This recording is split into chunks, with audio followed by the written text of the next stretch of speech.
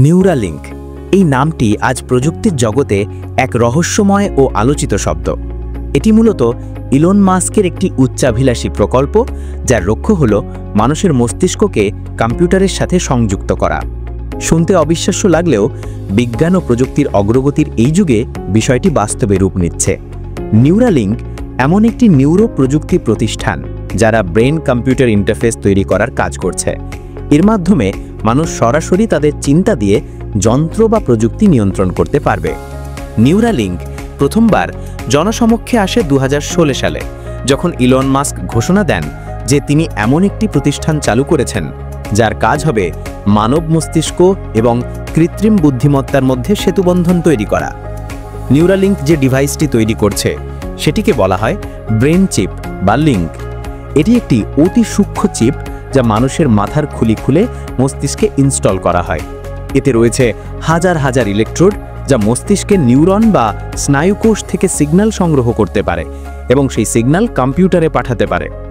এই প্রযুক্তির অন্যতম আকর্ষণীয় দিক হল এটি ভবিষ্যতে পক্ষাঘাতগ্রস্ত, দৃষ্টিহীন বা শ্রবণ প্রতিবন্ধী ব্যক্তিদের জন্য নতুন আশা হয়ে উঠতে পারে।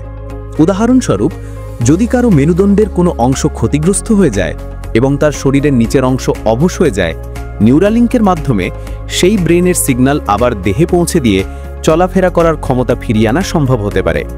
এমনকি অন্ধ ব্যক্তির চোখের পিছনের স্নায়ুকে বাইপাস করে সরাসরি ব্রেনের ভিজুয়াল কর্টেক্সে সিগন্যাল পাঠিয়ে তাদের দৃষ্টিশক্তি ফিরিয়ে আনার স্বপ্ন দেখছে নিউরালিঙ্ক। নিউরালিঙ্কের আরেকটি দারুণ ব্যবহার হতে পারে মানুষের চিন্তা দিয়ে যন্ত্র চালানো। অর্থাৎ আপনি যদি ভাবেন কম্পিউটার অন করো, তাহলে সেটা বাস্তবেই কম্পিউটারকে চালু করে দেবে। এই চিন্তা থেকে নিয়ন্ত্রণ করার পদ্ধতিকে বলা হয় থট কন্ট্রোলড ইন্টারফেস। এটি বর্তমানে পরীক্ষামূলকভাবে কিছু বানরের ওপর প্রয়োগ করা হয়েছে।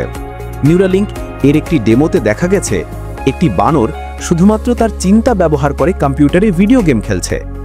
নিউরালিঙ্কের অপারেশন পদ্ধতিও অত্যন্ত উন্নত। এই চিপটি মানুষের মাথায় বসাতে একটি অত্যন্ত সূক্ষ্ম রোবট ব্যবহার করা হয়। রোবটটি এতটাই নিখুঁত যে এটি চুলের থেকেও পাতলা তারকে মস্তিষ্কের নির্দিষ্ট স্থানে ইনজেক্ট করতে পারে। এটি করা হয় সম্পূর্ণ নিষ্বেদনা পদ্ধতিতে এবং পুরো প্রক্রিয়া কয়েক ঘন্টার মধ্যেই শেষ হয়ে যায়।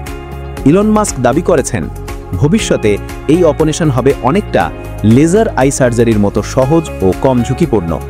তবে এই প্রযুক্তির প্রতি যেমন আগ্রহ আছে, তেমনি রয়েছে নানা উদ্বেগও। অনেকে বলছেন মানুষের মস্তিষ্কের এত গভীরে প্রযুক্তির হস্তক্ষেপ ভবিষ্যতে প্রাইভেসির এক নতুন সংকট তৈরি করতে পারে। চিন্তা যদি পড়া যায়, তাহলে যদি কেউ জোর করে কারো মস্তিষ্ক থেকে তথ্য নিয়ে নেয়, কিংবা যদি হ্যাক করে কারো চিন্তা পরিবর্তন করে ফেলা যায়, এই বিষয়গুলো নিয়ে বিজ্ঞানী ও সমাজবিদরা গভীরভাবে চিন্তা করছেন। তবে এসব জটিল প্রশ্ন সত্ত্বেও নিউরালিঙ্ক প্রযুক্তির ভবিষ্যৎ সম্ভাবনা অস্বীকার করা যায় না। বর্তমান বিশ্বে কৃত্রিম বুদ্ধিমত্তা, রোবোটিক্স এবং মানবিক চিকিৎসা প্রযুক্তি দ্রুত গতিতে এগিয়ে যাচ্ছে। নিউরালিঙ্ক সেই সব কিছুর সম্মিলিত রূপ হতে পারে। এটি শুধুমাত্র চিকিৎসা ক্ষেত্রেই নয়, বরং ভবিষ্যতের শিক্ষা, যোগাযোগ, এমনকি মানুষের চিন্তা ও জ্ঞান শেয়ার করার পদ্ধতিকেও আমূল পরিবর্তন করে দিতে পারে। 2024 সালের জানুয়ারিতে নিউরালিঙ্ক প্রথমবার জনসমক্ষে একজন মানুষের ওপর সফলভাবে চিপ ইমপ্লান্ট করে। ইলন মাস্ক নিজেই টুইট করে বিষয়টি নিশ্চিত করেন এবং জানান তিনি তার মস্তিষ্ক ব্যবহার করে কম্পিউটারে কার্সার চালাতে পারছেন। এটি ছিল ইতিহাসের এক যুগান্তকারী ঘটনা, যেখানে মানুষ ও যন্ত্রের মধ্যে একেবারে সরাসরি সংযোগ স্থাপনের পথে প্রথম ধাপ সম্পন্ন হয়। ভবিষ্যতে এই প্রযুক্তি আরও উন্নত হলে মানুষ হয়তো স্মৃতি সংরক্ষণ করতে পারবে চিপের মাধ্যমে, ভাষা শেখা হয়ে যাবে মুহূর্তের মধ্যেই, এমনকি মস্তিষ্ক থেকে মস্তিষ্কে তথ্য আদান প্রদানও সম্ভব হতে পারে। তবে এসব কিছুই এখনও গবেষণার পর্যায়ে রয়েছে এবং এগুলোর বাস্তবায়ন হতে সময় লাগবে। তবুও নিউরালিঙ্ক আমাদের দেখিয়ে দিচ্ছে যে ভবিষ্যতের মানব সভ্যতা ঠিক কোন দিকে এগিয়ে যাচ্ছে। সবশেষে বলা যায়, নিউরালিঙ্ক হচ্ছে সেই প্রযুক্তি যা আজকে স্বপ্ন মনে হলেও আগামী দিনের বাস্তবতা হয়ে উঠতে চলেছে। এটি মানব ইতিহাসের অন্যতম বৈপ্লবিক আবিষ্কারগুলোর একটি হতে পারে, যা আমাদের চিন্তা, অনুভূতি ও জ্ঞানের সংজ্ঞাই বদলে দিতে পারে। এই প্রযুক্তি মানব সভ্যতাকে এমন এক ধাপে নিয়ে যেতে পারে যেখানে মানুষ আর যন্ত্রের পার্থক্যটাই হয়তো একসময় বিলীন হয়ে যেতে পারে। এতটুকুই ছিল নিউরালিঙ্ক নিয়ে বিস্তারিত আলোচনা।